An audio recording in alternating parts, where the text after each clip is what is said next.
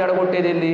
నువ్వు ఇవ్వాల్సినవి ఇవ్వకపోగా, వాళ్ళకి రావాల్సినవి ఇవ్వకపోగా ఉన్నవి ఓడగొడుతూ రోజుకో స్టేట్మెంట్ ఇస్తూ వాళ్ళనేదో ఒక జెండాకి లేకుంటే ఒక పార్టీకి పరిమితం చేసే విధంగా మంత్రులు, ఎమ్మెల్యేలు లేకుంటే మిగతా అధికారులు మాట్లాడుతూ ఉంటే, కాదు వాళ్ళు మా ఉద్యోగస్తులో భాగం అని చెప్పినందుకు మమ్మల్ని వాళ్ళు విడదీయమాకండి అని చెప్పేసి అన్నారు మహానుభావులు. విడదీయలా, మీతోనే ఉన్నారు. ఏం చేశారు వాళ్ళకి?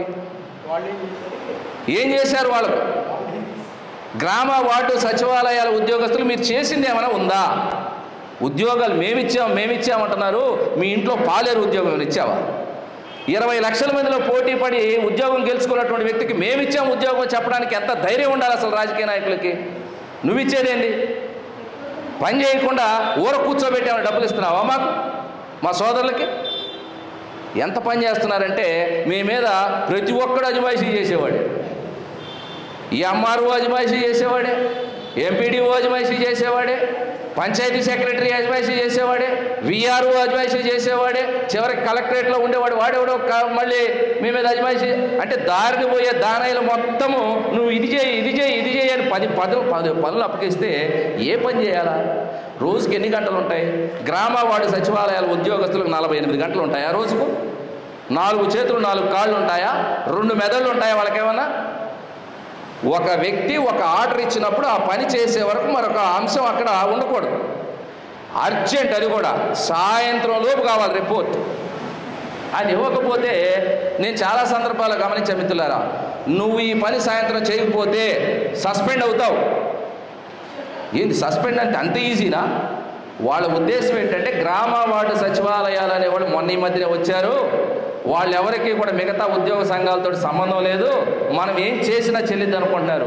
తెలియనటువంటి విషయం ఏంటంటే సన్నాసులకి, మీరు ఏ రోజైతే నియామక పత్రం తీసుకున్నారో ఆ రోజే ఆంధ్రప్రదేశ్ ప్రభుత్వ ఉద్యోగులుగా అయిపోయారు.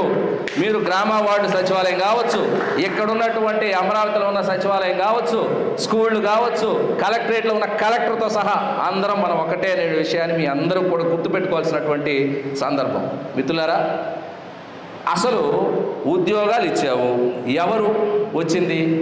గ్రూప్ 1, గ్రూప్ 2, డిఎస్సి, ఈ రాష్ట్రంలో ఉన్న అత్యున్నతమైన ఉద్యోగాలు మొత్తానికి పోటీ పడుతున్నటువంటి యువత ఎవరైతే ఉన్నారో వాళ్ళకి 5 సంవత్సరాలు ఉద్యోగాలు ఇవ్వకుండా ఏదో ఈ గ్రామ వార్డు సచివాలయాలు నోటిఫికేషన్ రాగానే టక వాళ్ళందరూ పెట్టారు.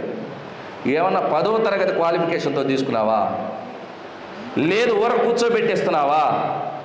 అరే పిహెచ్డీలు చేసిన వాళ్ళు ఉన్నారు, ఎంటెక్లు చేసిన వాళ్ళు ఉన్నారు, ఎంతెంత ఉద్యోగుల చేత ఎంత క్వాలిఫికేషన్తో ఉన్నటువంటి వ్యక్తులని అనవసరంగా తోలనాడేటటువంటి ప్రభుత్వ పెద్ద అధికారులు కూడా మేము అందరం గమనించాం. ఖచ్చితంగా వాళ్ళందరికీ కూడా ఈ విషయం ఇప్పటికే అర్థమై ఉంటుంది, వీళ్ళతో పెట్టుకోకూడదు అనే విషయం అర్థమై ఉంటుంది. కానీ ఇక్కడ లోపిస్తున్నటువంటి అంశం ఒకటి ఉంది మిత్రులారా, మనందరికీ ఐక్యత లోపిస్తూ ఉంది.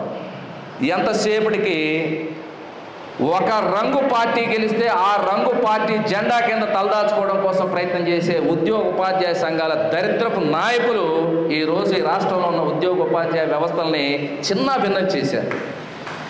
ఆ చిన్నాభిన్నం చేయడంతోనే లెక్క లేకుండా పోయింది. అవసరమైతే నువ్వు తిడతావు, బాగానే ఉంది, నువ్వు టీవీలో కనపడవు, నువ్వు న్యాయం మాట్లాడతావు, నువ్వు నిజం మాట్లాడతావు, నువ్వు పేపర్లో కనపడవు. ఎవడైతే పాలాభిషేకాలు చేస్తాడో,